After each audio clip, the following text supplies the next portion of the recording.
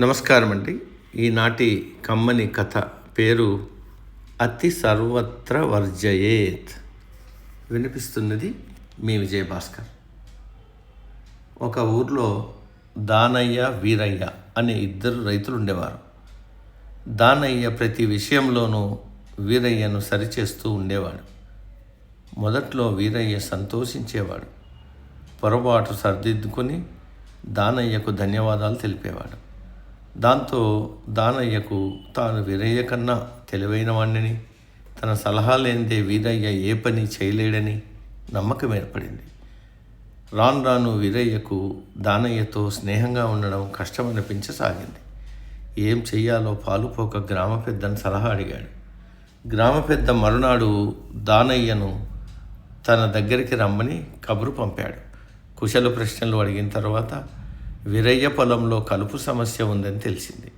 ఈ రోజు నుంచి నువ్వు క్రమం తప్పకుండా అతని పొలంలో కలుపు తీయాలని ఆజ్ఞాపించాడు. తన నైపుణ్యాన్ని గ్రామాధికారి కూడా గమనించాడని సంబరపడ్డాడు దానయ్య. కొన్ని రోజులు ఉత్సాహంగా వీరయ్య పొలంలో పనిచేశాడు. కానీ క్రమంగా అతనికి ఈ పని విసుగనిపించి సాగింది.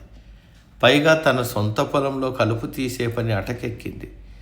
వెళ్ళి గ్రామాధికారితో మొరపెట్టుకున్నాడు.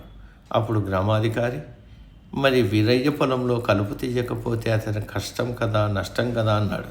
అయ్యా, అతని పొలం బాధ్యత అతనిది కదా, అతని పొలం శుభ్రం చేస్తుంటే నా పొలంలో కలుపు పెరిగిపోతుంది అన్నాడు దానయ్య. అప్పుడు గ్రామాధికారి ఇలా అన్నాడు, దానయ్య, నువ్వు అనుక్షణం వీరయ్యను కనిపెట్టుకుని ఉంటావని, అతని పొరపాట్లన్నీ సరిదిద్దుతావని విన్నాను. అందుకే అతని పొలం బాధ్యత నీకు అప్పగించాను. కానీ నా కళ్ళు తెరిపించావు. ఎవరి పొలంలో కలుపు వారే తీసుకోవాలి, ఎవరి తప్పులు వారే సరిదిద్దుకోవాలి, ఏమంటావు అన్నాడు. జ్ఞానోదయమైన దానయ్య అప్పటి నుంచి వీరయ్యకు అతిగా సలహాలు ఇవ్వడం మానుకున్నాడు.